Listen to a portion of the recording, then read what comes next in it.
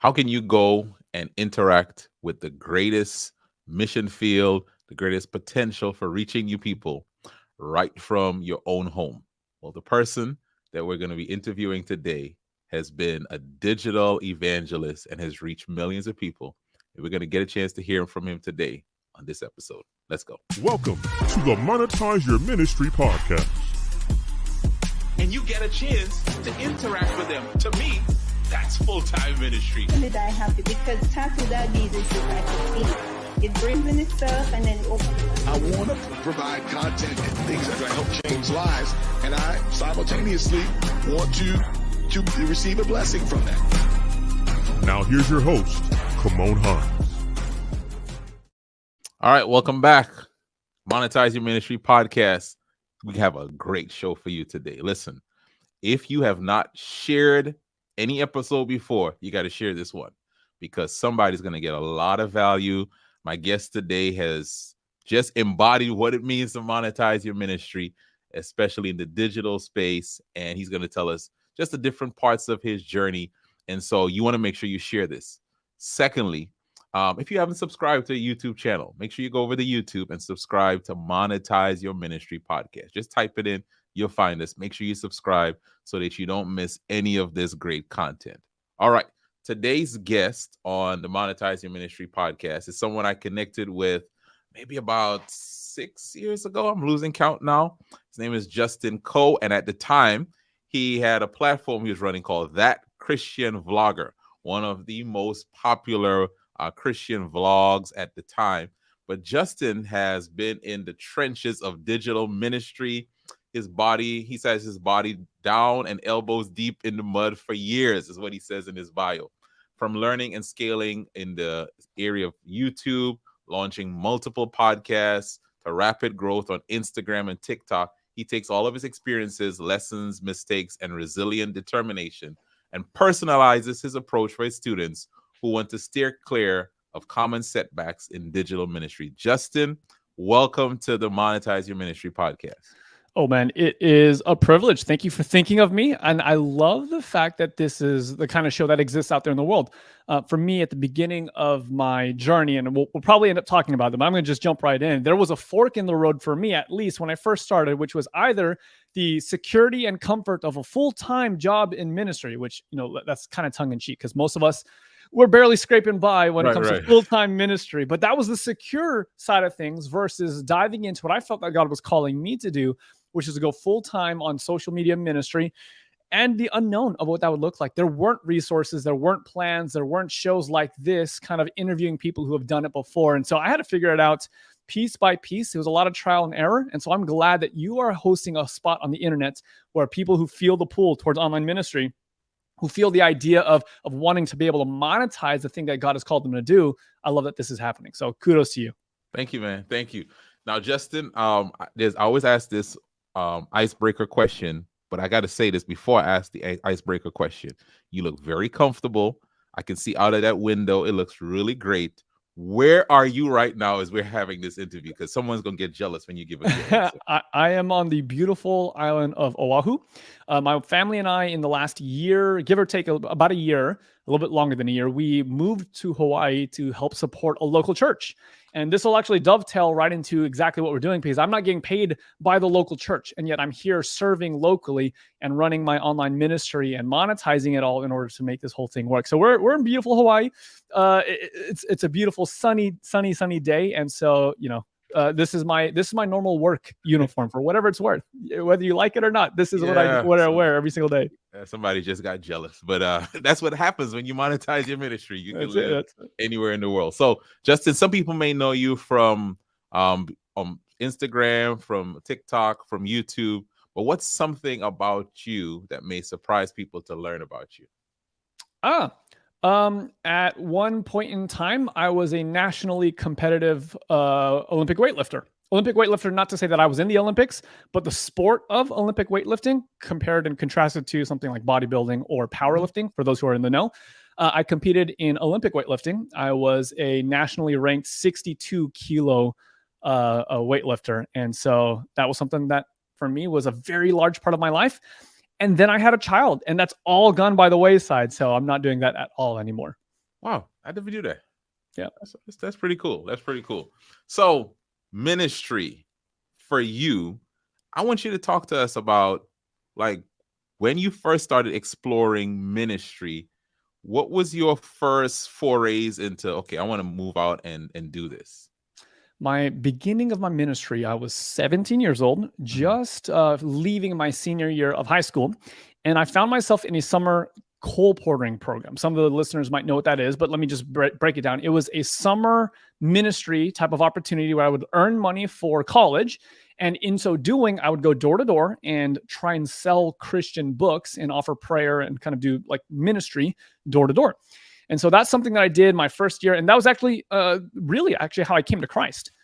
Prior to that moment, I'll be honest, was kind of lost and wandering, not sure what I wanted to do with my life, didn't really feel like I had a purpose.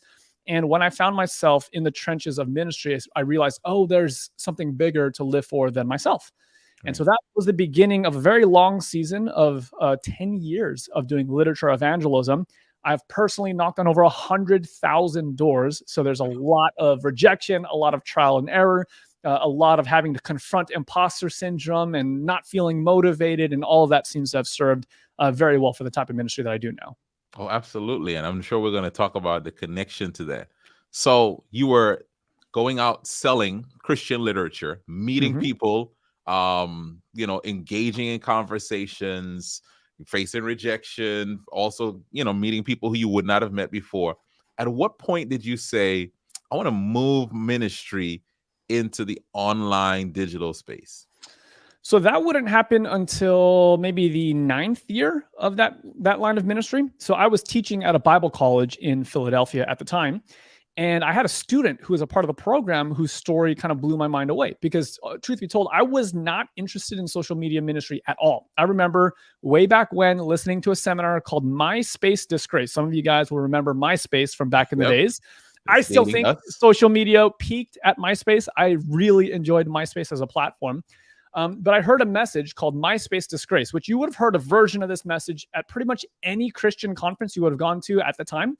And the conclusion was social media is evil, it's wicked, it's this terrible thing that's rotting the brains of our young people and sapping away any hunger that they have for spirituality, which true, it's still true to this day, absolutely. The conclusion, though, was therefore get off the platform and spend your time in other spaces that are going to be more meaningful. So that's what I did. I quit social media, deleted all my accounts, all the different types of things. And then I meet Michael Trojanowski III, a student at the Bible college that I'm teaching at. And his whole story challenged that entire paradigm where he became a Christian. In fact, I had the privilege of baptizing him in one of the rivers there in Philadelphia because of a YouTube video. And it was the first time I'd ever thought about something like this. Here I am preparing lessons for 11 students. And when I get to preach at a church, it's a small church, 100 people, give or take. And I will run door to door for 8 hours a day in the hot sun in the hopes of reaching one person with the good news. And then all that's challenged. Is this the best way to do it given the tools that we have today? Because if someone like Michael can come to faith because of a YouTube video, well, what are we talking about here? Because a YouTube video, when you understand the principles, can reach dozens of people, hundreds of people, thousands, maybe even millions of people. And so it was from that little seed that was planted saying, oh my goodness, maybe there's a more effective way to get the gospel in front of people that need it. What would it look like to embrace online ministry? And so from Michael's story, I was inspired and decided, all right, I'm going to start doing this. Initially, it was, after my full-time job. So I'm very sympathetic to any listeners who but I have work to do. It's like, I get it. I've been there. I work 40 hours a week, which tongue in cheek, again, if you're in full-time ministry, it's never just 40 hours a week. But I would come home from work and then I would still put in the hours to learn a skill set that I'd never practiced before, how to create content, how to edit video, how to optimize for social media, all the things. And I would do this after work. And long story short, ended up going all the way in about 10 months after I started. Not because things were popping off. I was still only had 300 subscribers at the time. So it wasn't anything super meaningful, but just felt that the Lord was inviting me to really lean in. And the question of what if I get to the end of my life, what if I had actually tried my best and put my best efforts into this thing that God placed on my heart? What if?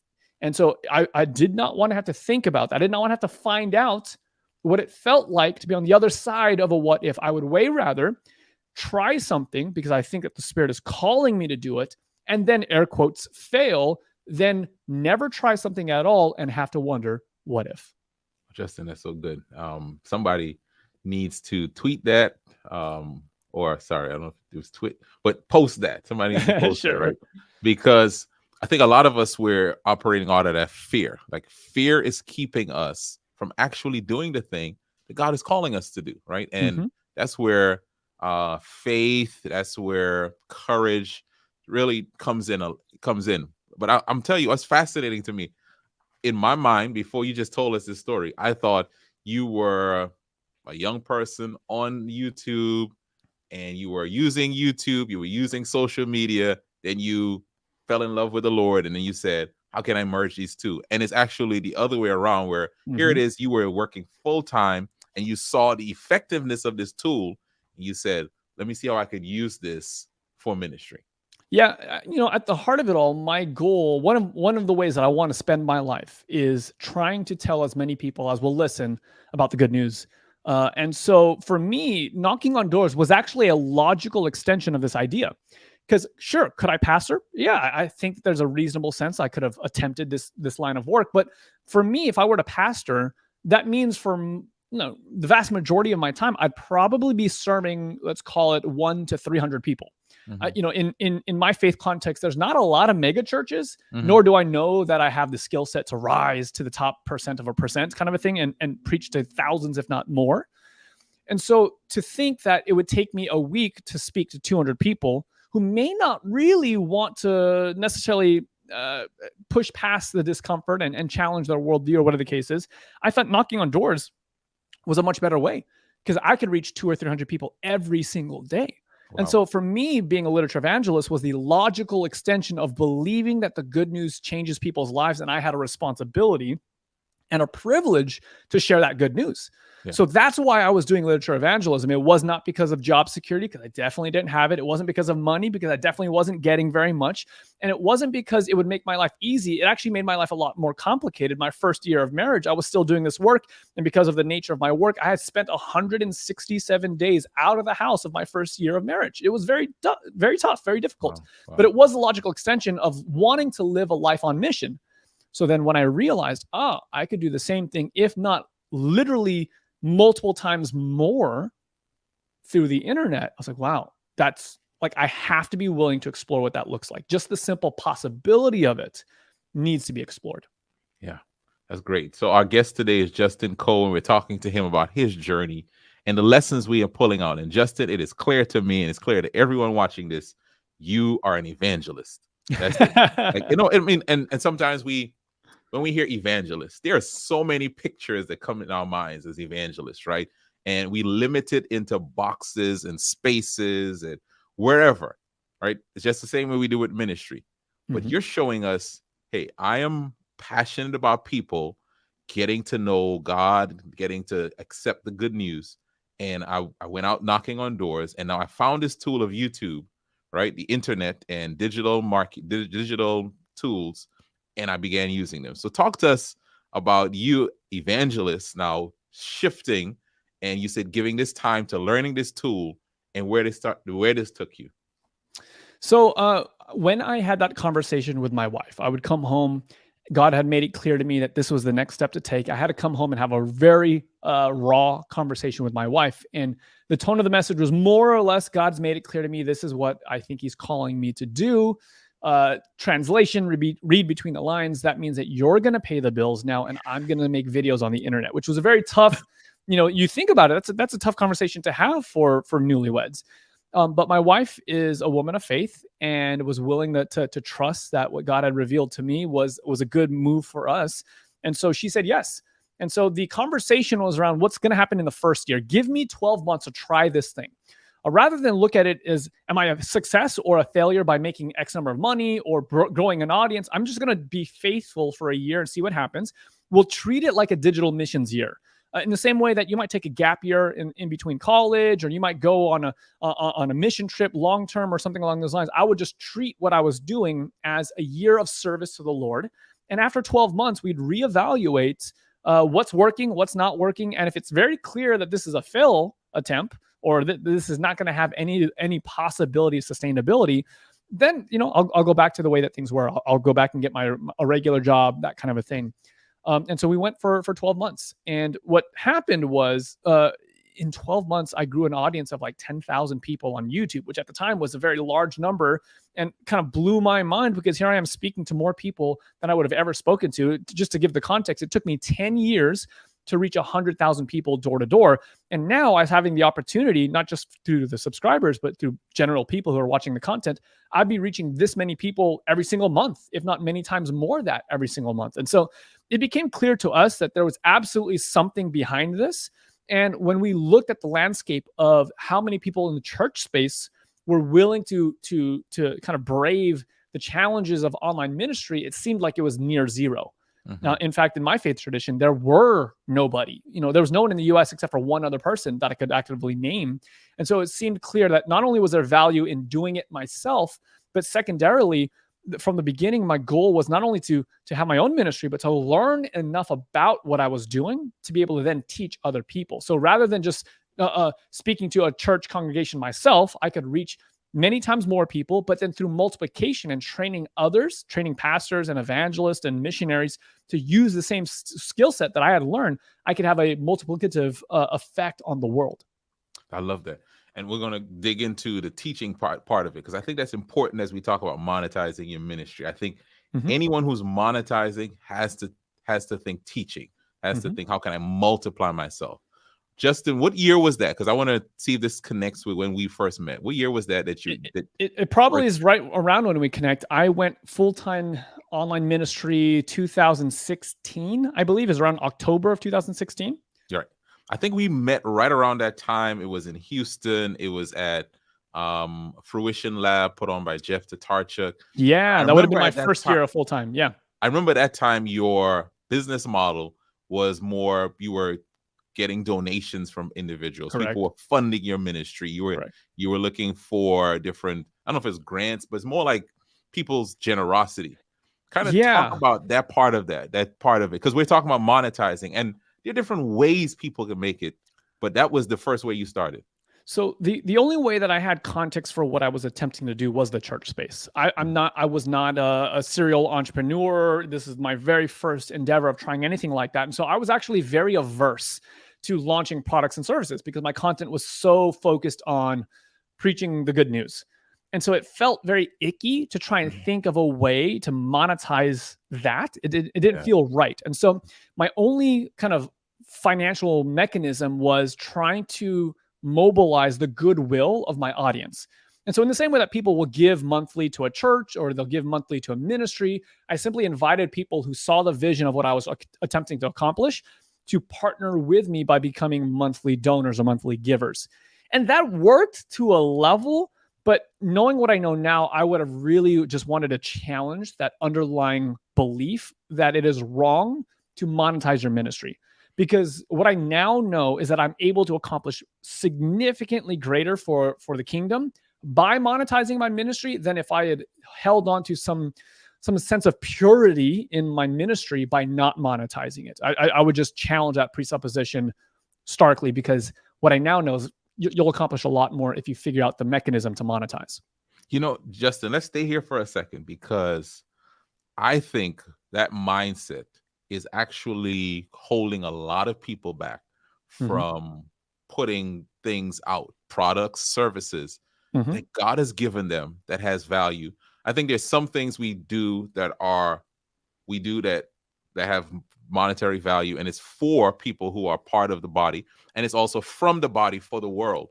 But anytime we have that mindset of, it's wrong to charge, it's wrong to put a price, it actually limits and hinders us from actually having the impact that God has called us to have. Kind of talk to us about it, and what helped you to shift that mindset. Yeah, I think that the challenge is that we have not done the work of understanding how the gospel impacts every part of your life. So if we think that ministry proper is just the preaching of the gospel, it's like reading from the book kind of a thing and giving Bible studies, then yeah, obviously monetizing that's going to feel really icky. No one wants to be the televangelist that is selling God's blessing. So I'm not suggesting that you do that. But instead, I am really inviting you to think about the unique way that you understand the gospel impacts other felt needs of a person's life. So for example, one of the things I work with my students is how do I help them leverage their expertise for audience growth and then be able to actually deliver on that expertise in a way that will be very reasonably compensated. So for example, let's say that someone has additional credentials in mental health, for example. They can create resources that are for free, whether that's content, podcasts, YouTube videos, ebooks, fill in the blank, and they're able to talk about how the gospel speaks meaningfully to the way that we think, the way that we perceive the world, the way that we build habits, and how that affects our mental health. It's like, cool. So that's all available for free. But what you could offer is access to you as a coach. So the resources are free, but many times people want some one-on-one back and forth advice about how they can actually put this into practice. And so someone who's been credentialed in the area of mental health, coaching or counseling or something along those lines, it's totally within reason to start a practice, to be able to say, you know what, if you want to do a 1 hour session with me, here's the market rate, here's what I'm doing, like all that is great. But now when we realize that you can use social media as the way to put content out there for free, and then for those who really find a connection with what you're putting out there, they might actually want and feel like it's an added service to have an hour of your time. Then you start to think about things a little bit differently. So for example, I have a friend of mine who creates content around the gospel as it pertains to addiction and lust specifically. So he's creating content for free all the time about how Jesus has set us free from addiction, how we no longer need to be slaves to lust. And he's sharing his story. He's giving amazing Bible verses. He's sharing prayers. He's doing all these things for free. But at some point, it absolutely would make sense that if someone wants to have one-on-one sessions with my friend, that he could then offer that as a coaching package where he's not selling out the gospel. What he's offering is access to himself. So it's a very different way of thinking about the way that we show up in the lives of people. And it just makes sense. And now for context, we do this all the time in ministry. Think about it this way. Pastors write books all the time. Right. And no one would think that it's improper for a pastor to sell a book that they took the time to write. Right. So in the same way, realize that digital courses or coaching programs are just the modern iteration of books. And in fact, what you can offer in a personalized coaching session can actually go deeper than what you can offer through a written book because of the personalization and the contextualization of what your expertise is about. That's so good, Justin. I really, you just nailed that in terms of helping us to just see maybe some of the holes in our thinking. Because I think for a lot of us, it's sincere. No one, we're not questioning anyone's sincerity. And actually, I think it's our sincerity that's causing us to really question, can I, should I? But if we want to, first of all, be faithful to what God has given us, and then be impactful on the people that God has put us in touch with, I think this is definitely a natural progression. You said it, books. People are, we understand products, but your time is so valuable. It's the most valuable resource that you have. Justin, you mentioned you're a husband, you're a father. And the time that if you were to give away all the time that you're now giving to people, teaching them what you spent time learning, you have to take that time away from your family. Mm-hmm. And so you have to be, I think we understand, you need to be compensated for that. And for you who are watching this, you're listening to this, understand the time that you're giving people for free. You're taking away from the people who love you the most and the ones you love the most. And I just want to just encourage you to kind of look at it through that lens as well. Yeah, I'd help people realize that if you're taking a full-time salary from a church to do ministry, you are monetizing your ministry. That's true. So let's remove any pretense that says, oh, I don't do that. It's like, hold on. If you're a pastor, if you serve in any ministerial capacity that's not volunteer, just recognize, and this is not bad, but you are already monetizing your presence. You're already monetizing your services. So what I'm just simply advocating for is there's a way to do that through online ministry that actually allows you to scale your impact and scale your reach so that you can actually be a good steward of your time and your influence when it comes to at home. So I'm able to, when people come, because I have it all the time, people come and visit the island, I'm able to take an afternoon to spend with them. I'm able to take a lazy Sunday with my family and no stress, no emails, no nothing, because I've actually thought through the systems of scale and how to use social media to be able to grab awareness, to serve people at a deeper level, to build a list of clients who are interested in my products and services, and then to build systems of scale and actually delivering those things. So not only am I able to do more for the kingdom, but I'm also able to be a better steward of my time. I love it. I love it. Justin, so we're making the shift now in your story, and I want to come back to systems of scale. I wrote that term down because I want to hear you talk about that. But you made the shift, so it was primarily donation. We talked about that.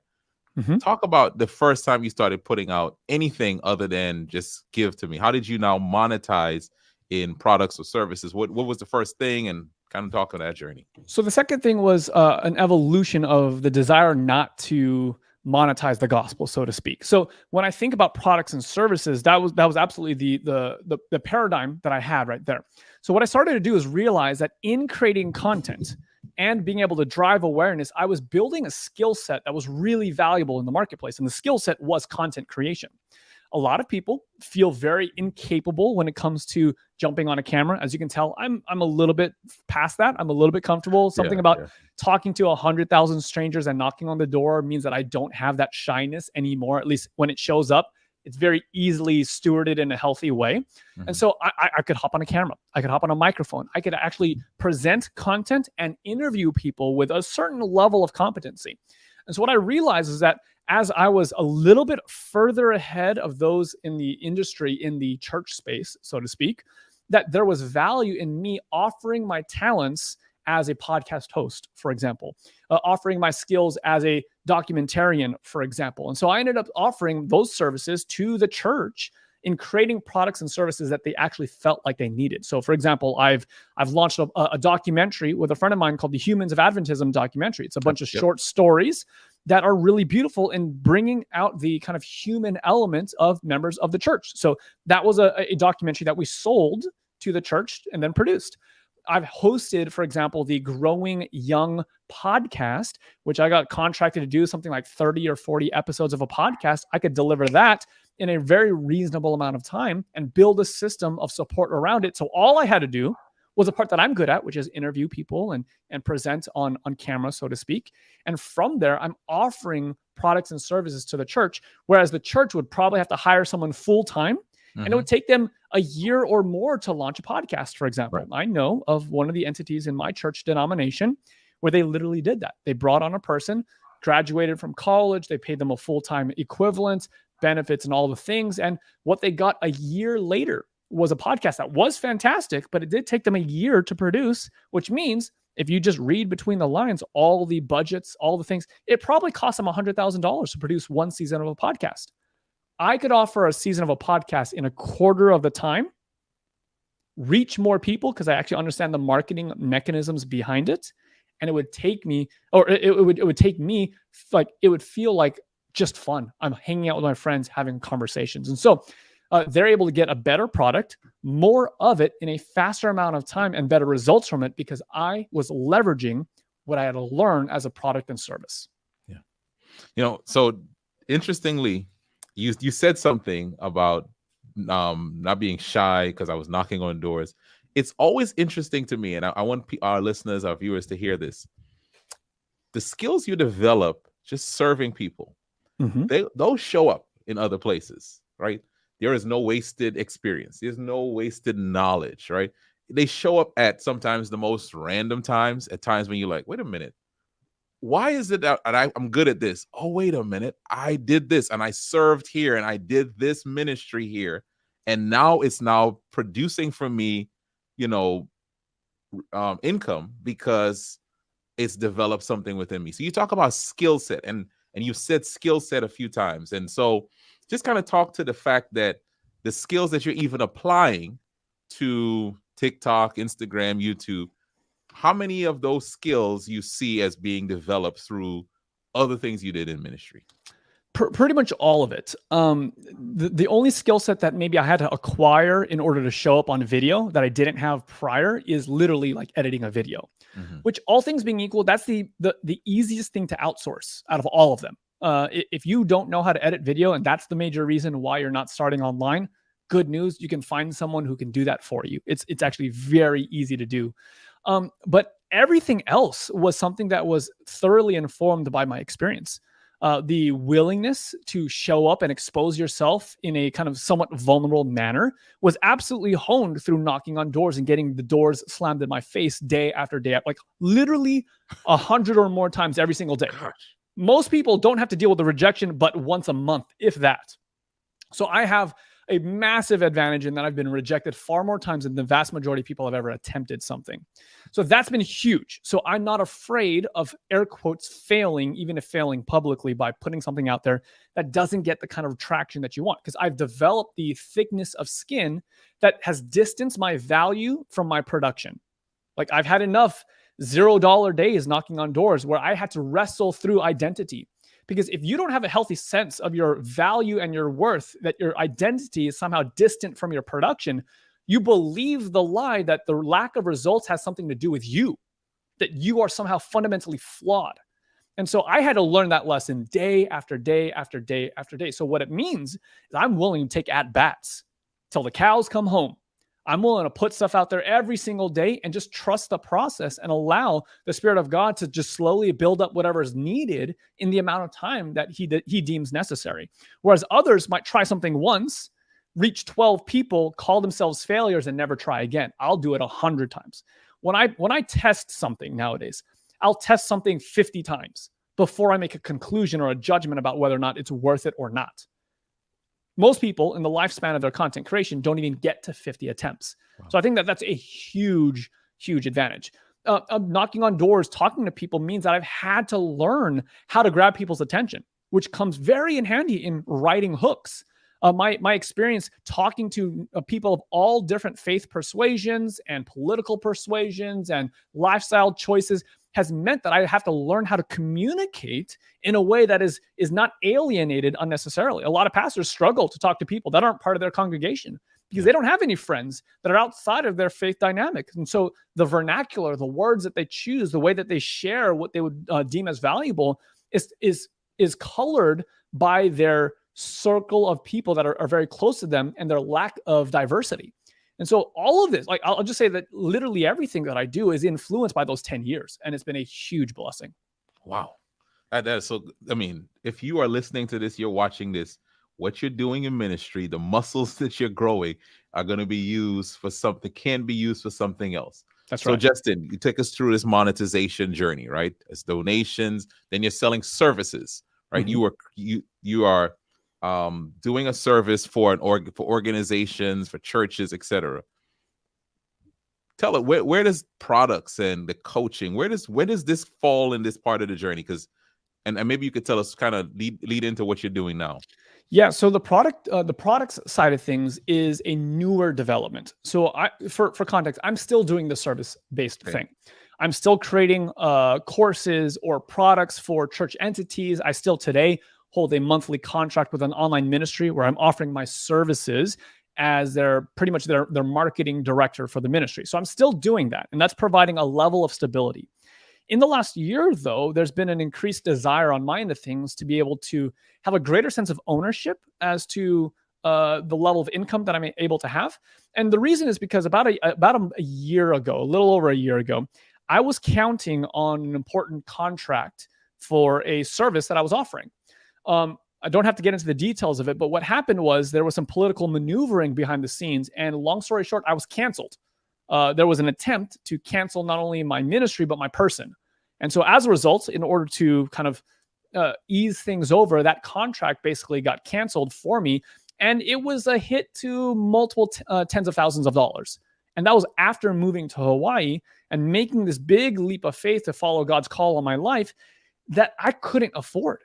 And so there was a desire to take greater ownership over how I'm monetizing. And this was, again, something that I felt led by the Lord to do prior to this. And it was just one of the many ways that God was confirming it. So maybe a take-home lesson is, even when obstacles show up, don't somehow interpret those as though God is removing a blessing or somehow that you've stepped out of line. But instead, what I have found is that the obstacles are often the ways that God actually helps you to take a turn when you wouldn't have otherwise. I'll say it this way. I was very comfortable doing the services side of things because it was easy. It was actually very easy for me to do. I didn't have to stress about it. And so I was happy doing it. But now what I know on the other side of offering products is that like my life is significantly more enriched. I can have a greater impact on the kingdom and all the benefits of for my family as a father and as a husband. I wouldn't have taken that step. And in fact, I was thinking about taking that step for many years, but never executed on it because of the perceived risk. Getting canceled was one of the best things for me because it forced me out of necessity to adapt.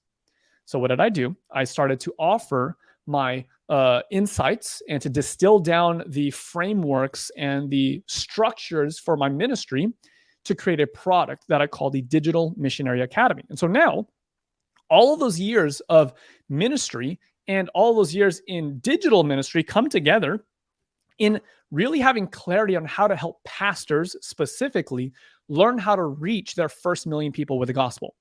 Because of my experience in ministry, I understand pastors at a reasonably deep level. I understand what they want. I understand their thinking. I understand their challenges. And I think that this experience sets me apart from the general marketing coach that's out there. There's a lot of people that are really fantastic YouTube mentors, people who could teach you marketing and social media. But the problem is that they don't know the kinds of people that I know in the way that I know them. And so most pastors, if they buy fill in the blank course, they still have to do all the interpretive work of contextualizing the advice for their local context. And that's a lot of work. It shouldn't be understated. But I don't have to do any of that because I deeply understand it. And so I can just present the content in the exact way that would be valuable to pastors specifically. And because of my experience in digital missions, I have the strategic insight to what's working.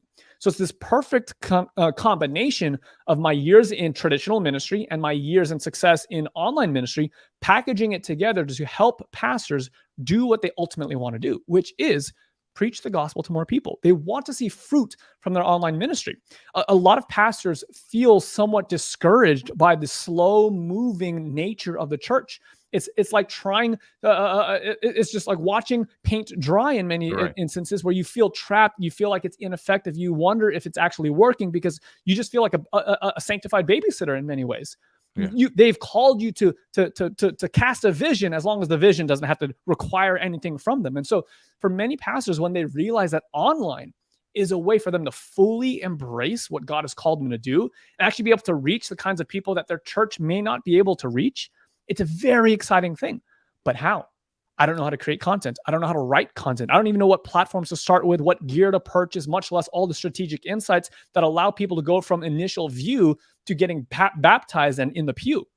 I understand how to do that. And so I'm able to package all of this thing in a training program called the Digital Missionary Academy that is so valuable to most pastors because many pastors, they'll spend tens of thousands of dollars on a single evangelistic event.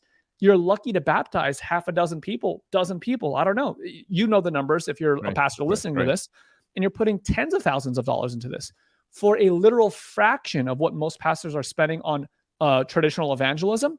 I can give them a skill set that allows them to scale into the millions of people and actually see fruit in their local context. One of my students who went through my program, in 1 minute, he shot a video following the frameworks and the teachings of my academy.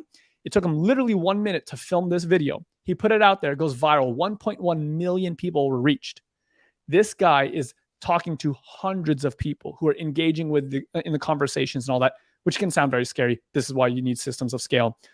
But long story short, he held a gathering in North Carolina. 50 people showed up in person. Wow. Without spending anything on advertising. 6 people were baptized. Wow. So when you realize that the things that you want, which is reaching people with the gospel, like you can do that online in a very meaningful and transformative way. So we've gotten used to getting random pictures of people getting baptized as a result of online ministry is kind of just becoming more and more normal. We're getting used to having hundreds of people showing up to Bible studies. Like I run a Bible study every single Sunday. We had like 82 people last week. We had 72 the week before. We had over 100 the week before that. It's very normal. And we're not spending any money on advertising. No handbills are being sent out. No marketing agencies. I don't have to call up my local radio and ask them to do a little blurb about my evangelist. I'm just simply serving people. And as a result, the kingdom of God is impacted. So that's why the product has been so powerful, is because when I'm able to not only do it for myself, but to teach others how to do it, that's where we're going to be able to see this multiplication effect for the kingdom. Yeah. And for you, anyone who's watching this, you got to have some way that you can multiply yourself. You talk about monetizing your ministry. So Justin, I'm going to try to fit in a couple questions here before we end. You mentioned pastors, right? This is your audience. And for some people, I can hear their objection to them monetizing their stuff. Pastors don't spend money. This is not an audience. They don't spend money on this. What would you say to that person who says, when they figure out what their audience is, this is not a group that spends money on this? What do you say to that objection and that you've overcome? Yeah, I don't know that there are many more financially reserved audiences than pastors. Right. One, in part because pastors just don't make enough money in many instances. And two, even when they do, they have the whole stewardship mentality. So they're really risk averse. And then three, there's just the general context of like church people, generally speaking, like they say something like Sunday afternoons are the worst for waiters because all the church people show up in their restaurants. Like, so there's all of this layer upon layer. It's a challenge. And like, yeah, I get that. What has helped me is to do what I just did with you, which is to compare what they're currently spending on, and they're spending a lot of money on, and your solution, which is better in every way and cheaper in every way. I think when you do it that way, when you're not just creating a new product that needs to be purchased from nothing, but instead help your audience realize they are spending money on something already. Awareness to that, and then compare the old ways to the new ways. That to me has been very, very helpful, and helps me to overcome a lot of those obstacles of like, I don't know if we want to take the risk. It's like, all right, cool. Keep taking the risk that you're already taking by doing what you're currently doing, or try a better way. If you think that there's even a remote possibility that my solution is able to deliver on what I'm claiming it's able to deliver, and I have proof via testimonials and all that kind of stuff, then really you're just a fool for not giving it a shot. Yeah. Justin, don't worry. I caught that evangelist and sales pitch and the close. I saw it. If no one else saw it, I saw it. The evangelist came out, and then you had the sales. Well, what is this costing you? What are you already? And that was great. And so I love it. Make sure. All right. Now you mentioned systems of scale. Talk about that and how you've employed that to work in your business. So one of the ways that I've found a lot of value in scaling is realizing and breaking from the mentality that everything has to be one-on-one. I think one of the better elements of social media culture is that it's one-to-many. And so whether that's from a marketing perspective, rather than going door to door, one at a time, you can scale that by simply doing one-to-many via social media so that you can already multiply many times, hundreds, if not literally thousands of times more effective than doing the one-to-one. So that's one level of scale that you can tap into. Number two, in delivering the actual product or service, you can scale that as well. So rather than I'm using a Bible study as an example. Rather than giving Bible studies one-on-one, you can actually give Bible studies 1 to 100, and you're scaling your time in that same way. And what you got to realize is that's not a dilution of the value for many people. That's actually a better value proposition for a lot of people in the online culture. I'll give you an example. A lot of people feel really confronted to do a one-on-one Bible study that they'll never say yes to it. But the ability to show up into a group event and disappear into the background with no camera on, no avatar, not even their real name showing, and be able to sit in a communal experience and still just kind of overhear, that is a huge value proposition. Wow. You know how many times I have people who said, who will turn on their camera and they'll share their story, but they'll say, I've been coming for 6 months. I've been hanging out here for a year, coming week after week after week. And it's the first time I've turned my camera on. I get that message all the time. And so being able to realize that you can go deeper with people when you release them from the kind of one-on-one contract, it enables you to be able to scale significantly higher when it comes to something along those lines. And then realizing that social media is inherently the way to scale, because you can create one piece of content. If you're strategic with your message and how you formulate it and how you capture it and how you package it, no longer do you have to choose between being a podcaster or a YouTuber. No longer do you have to choose between being a blogger or a TikToker. You can literally do all of them. And so through one layer of work, if it's finely tuned, you can now be creating quite literally hundreds of pieces of content every single month for a fraction of the time that it would take for anything else. And so there's so many layers to scale. And then not even to think about what does it look like to start building a team around you, to start doing the things that you don't necessarily love. There's just so many opportunities. And when you think about how do you 10x rather than how do you 2x, it's actually, that's a shout out to a book that I'm reading right now. That's the book I'm reading now. Oh, it's so good, isn't it? It is. So let's talk about this. If you were to think about how do you double your effectiveness, that's not a hard question to answer. It's a hard question to do. It's a hard solution to put into practice. But how do you 2x your effectiveness? Work twice as hard. Right. It's very reasonable to conceive of how to do it. Right. It would require some blood, sweat, and tears. Right. But in order to answer the question, how do you 10x what you're currently getting? You actually have to think qualitatively different. That's you cannot survive working 10 times as hard unless you're like literally doing nothing. So in order to 10x your ministry, you actually have to think about solving your problems in different ways.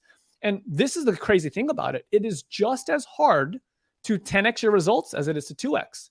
In fact, they're the same level of effort. Yeah, it's actually easier. That's the crazy thing, because in order to think about 10xing your results, you think about what are the parts that are always slowing me down? How do I get rid of those? How do I outsource that? And this is one of those things that for me has been so transformative for my online ministry, is really just realizing that I can build a team. It doesn't have to be all about me. And as I 10x, I'm just focused on what I'm uniquely gifted to do. Their uniquely gifting, their unique gifts are showing up in the ways that they're serving, and we're able to exponentially grow our platforms and our reach and our impact. So to me, 10x is the way to go. Thinking about how do you scale absolutely has to be the foundation of everything that we're doing. I love it. Justin, this is like a masterclass. So I'm just going to ask you some rapid fire on this. How many followers on Instagram would you say your Instagram platform? About 70,000. Okay. YouTube. It's not huge. And for context, I want because that actually matters. I used to think that you need 1 million to make a living. Mm-hmm. I had my first launch. So I'll say this. I had like 3,000 followers like a year ago. So one, there's growth. That's really cool. But a year ago, I had 3,000 followers. I started offering products and services. And on my first launch had something like $35,000 in sales. Wow. So all that to say that, that's a bit humble brag. That's not the point. The point being this is that the distance in between where you're at and what it looks like to monetize your ministry is much closer than you think. Yes, you need to grow your audience to a certain level, but it's untrue that you need tens of thousands or hundreds of thousands or millions of people following you before you can actually monetize. You can do it with a relatively small audience. And so this is the crazy part, is that when you start thinking outside of this box that you've been placing yourself in for all these years, you realize that there's an actual way to close that gap. So yes, you can grow your audience, but you can monetize much faster than you think you could. Okay, so I was going to ask you something else, but you said this, so this is going to be a better question. Okay. Someone has that small audience. They got the low thousands, and they want to launch, and they're thinking, I gotta get up to 70, right? Because that's what Justin is now. Give us maybe 1 or 2 tips for persons with smaller audiences if they're getting ready to put a product or a service out there. It's the most helpful thing to think about problems and solutions. So what are solutions that you are good at offering? And from there, you need to be able to get clear on what are the questions and what are the problems that people are experiencing that result in you showing up on the other end of this. So rather than just creating any kind of random content, you got to start being focused on solving a specific person's problems. The more that you're able to do that successfully, then what happens is when you show up on the other side of their search or recommendations, you are no longer viewed as a nuisance, but as a resource. You are value leading. And so every content that you put out there is thinking about their pain point, is thinking about the questions that they're asking. And by doing that specifically, when you make the offer for going deeper with you, they're going to realize this is exactly what I've been wanting all along, because through the free content, through the value-driven content, you are proving your competency in this area of pain. And so we see this all the time. Like, let's say I have a lower back pain. And so I go onto YouTube and I'm looking up corrective exercises for back pain. And I find a chiropractor or a PT who's giving all these workout advice and ways to tweak the ergonomics of my desk so that my body is more aligned. Boom. All of a sudden everything gets fixed. I'm like, wow, I feel really, really, really, really good. And then God forbid, I'm out there running out there playing some flag football or playing volleyball, fill in the blank, and I tear a hamstring.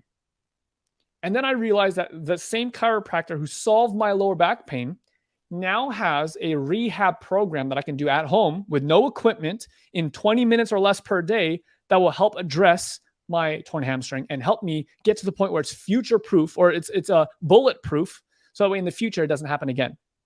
Boom. Because I trust him in solving a problem, I will now trust him in solving my next problem. And so you got to think about problems and solutions. What are the problems that you're uniquely qualified to solve?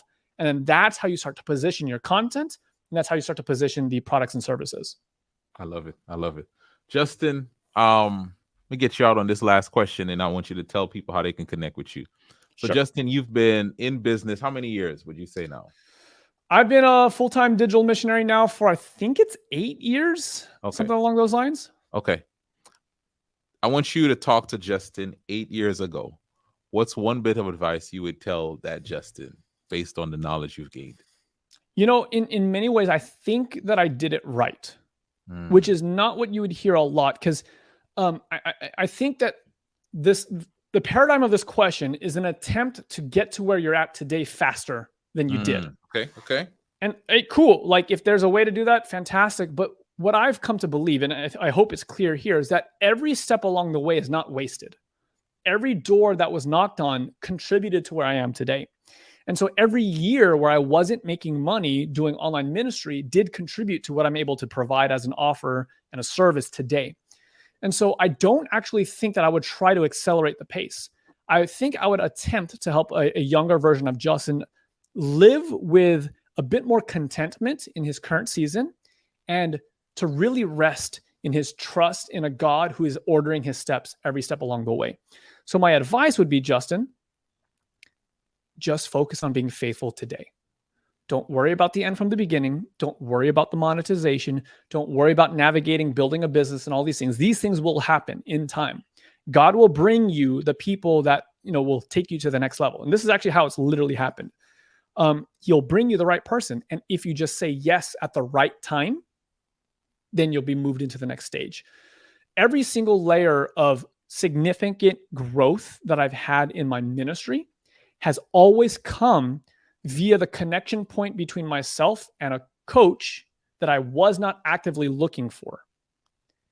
There have been a small handful of times where somewhat serendipitously, they have showed up in my feed, they have showed up in my consciousness, they have showed up in my experience, where it was clear what God was leading me through at that time connected so deeply with what the coach was offering on the other end. And every single one of those moments required faith via cha-ching, if you understand what I'm saying. Yeah. Coaching is not cheap. Yeah, you can watch 1,000 podcasts, or you could hire a coach who will help you just know the 3 podcasts or the 3 things that you need to know.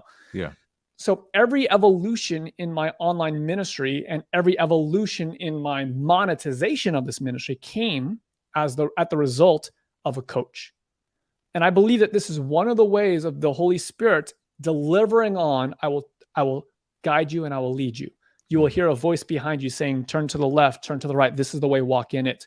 For me, that has always been the thing. And so for me, whenever I am tempted to give in to the emotions of anxiety and just feeling a sense of hurry and whatever the case is, what I return to today is just all right, take a breath.